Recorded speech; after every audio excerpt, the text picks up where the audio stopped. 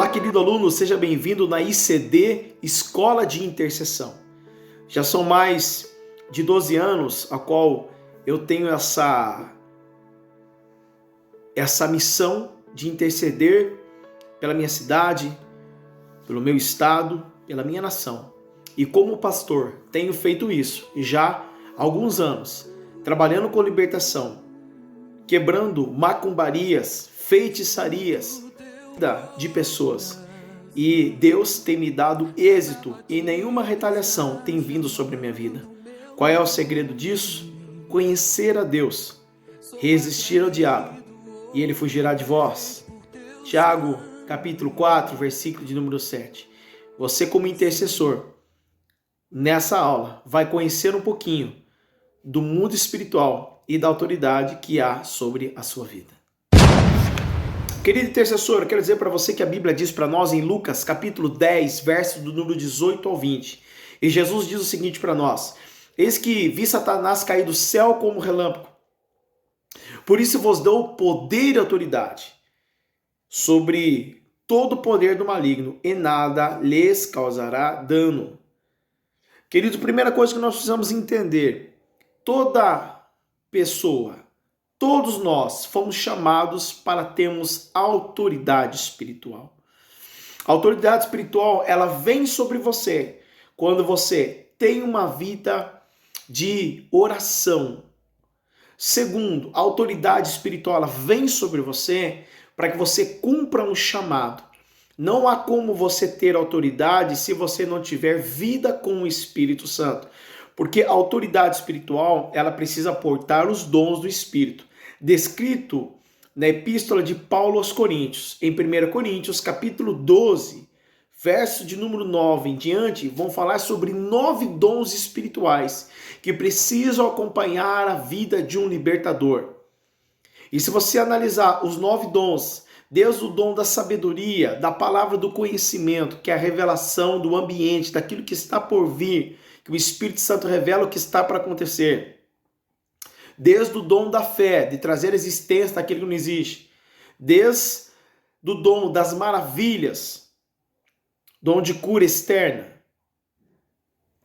dom de profecia, de línguas, tradução das línguas, entre outros dons que vão trazer a totalidade de 9 dons, discernido pelo Espírito Santo. O intercessor, ele precisa ter vida com Deus. Segundo, ele precisa ser uma pessoa de oração. Pelo menos ele precisa gastar em torno de meia hora a 1 hora de oração diária. Ou se não, pelo menos 3 vezes na semana. Ele precisa orar acima de meia hora a 1 hora de oração. Quanto mais intercessão, mais autoridade. E quanto mais jejum, mais poder. Querido aluno, eu quero dizer para você que a autoridade que Deus te dá, ela vem com a obediência. A autoridade que Deus te dá será derramada na obediência. Mas o poder do Espírito Santo vem através do jejum.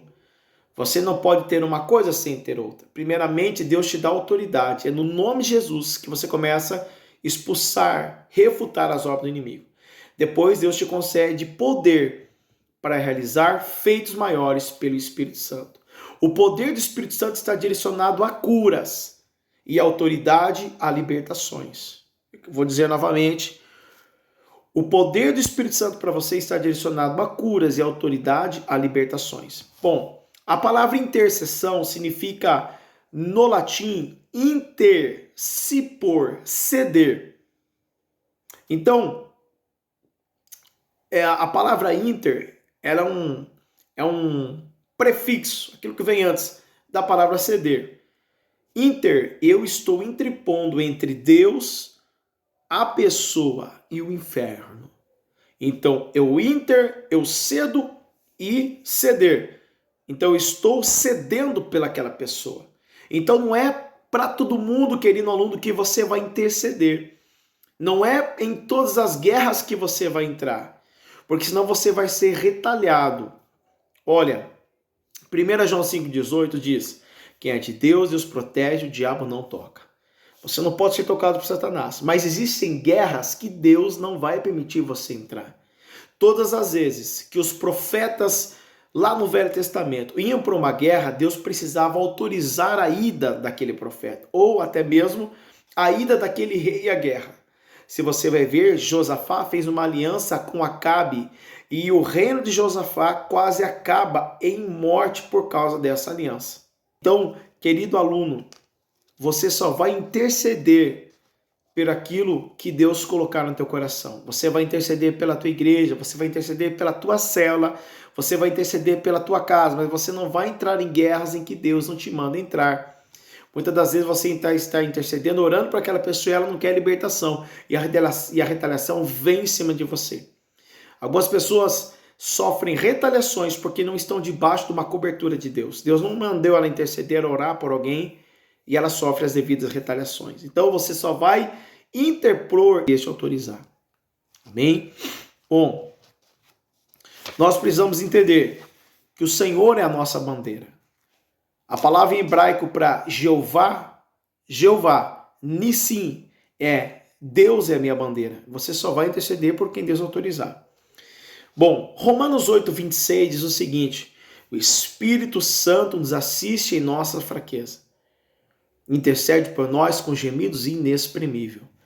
Todas as vezes que você tiver confiança em Deus, lembra que eu te disse, o poder de Deus para a cura e a autoridade para a libertação, e quando você estiver fraco no meio do caminho, o Espírito Santo ele vai interceder por você. Sabe aquele dia que você está cansado, você não aguenta orar, você está com aquele peso, o Espírito Santo vai fazer esse papel de intercessor, ele vai te levantar, porque ele vai trazer a força canalizada dentro de você, através do seu poder.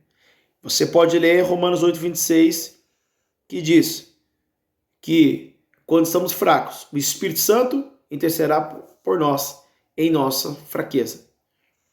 Então, o papel do Espírito Santo é levar você a uma nova dimensão. Mesmo que você não consiga orar, nesse momento, ele sonda a tua vontade de fazer aquilo que é certo. E ele te ampara e te levanta. Amém? Então, querido intercessor, você não está sozinho. Você tem um aliado aí, se chama Espírito Santo. Na aula de intercessão hoje, a nossa primeira aula, estamos falando o que é poder e o que é autoridade. E também estamos falando de duas armas poderosas.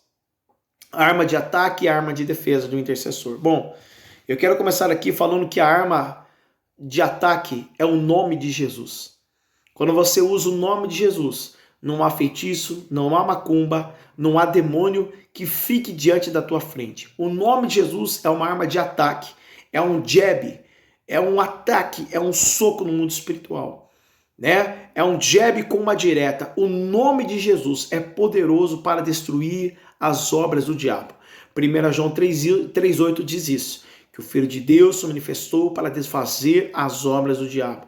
Bom, e uma arma poderosa de defesa é o sangue de Jesus. O sangue de Jesus tem poder. A Bíblia diz em Apocalipse 19, verso 13, que o sangue de Jesus é a testemunha da palavra de Deus. O sangue de Jesus é a testemunha da nossa defesa. Então, querido, primeiramente, o nome de Jesus você vai usar para quebrar obras de feitiçaria e expulsar demônios. O sangue de Jesus é uma arma de defesa.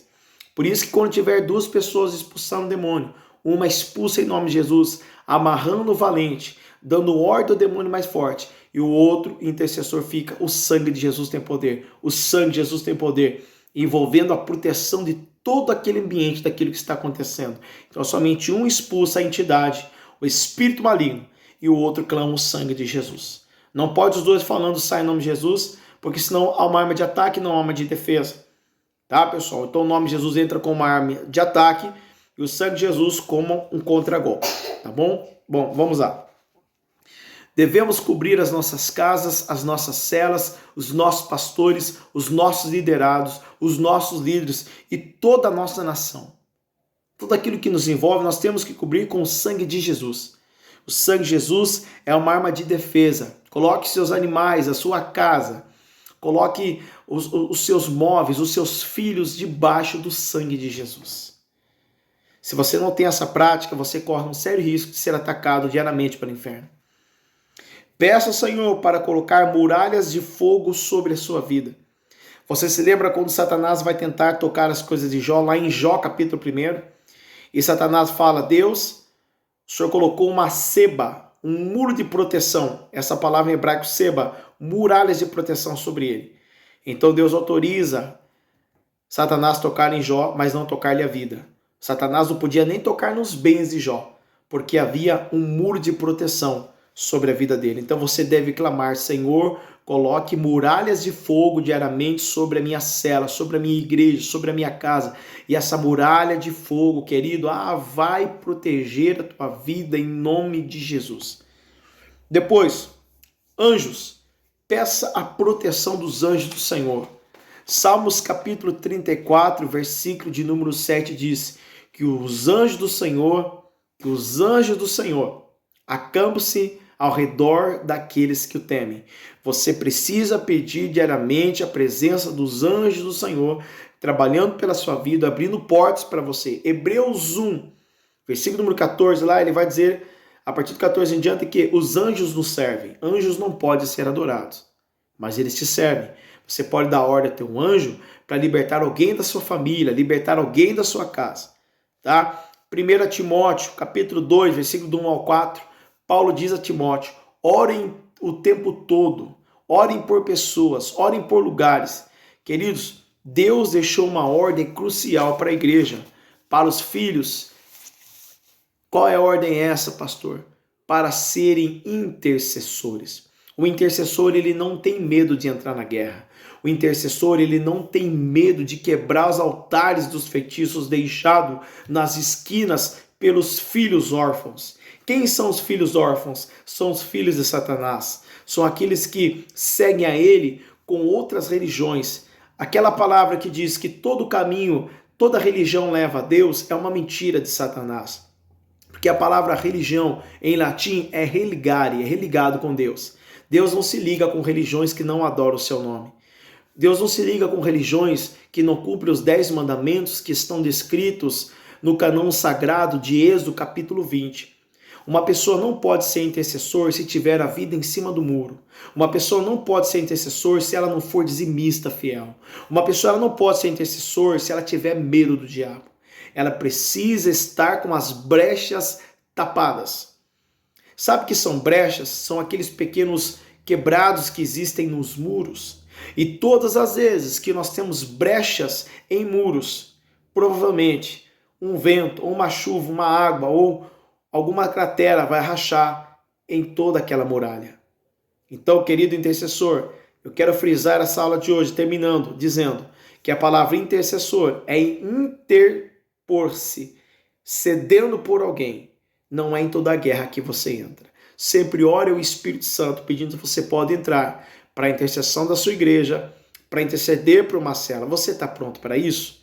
Segundo, Deus te deu poder e autoridade. Lucas 10, 18 ao 20. Lembre-se, poder para a manifestação do Espírito Santo em curas de pessoas.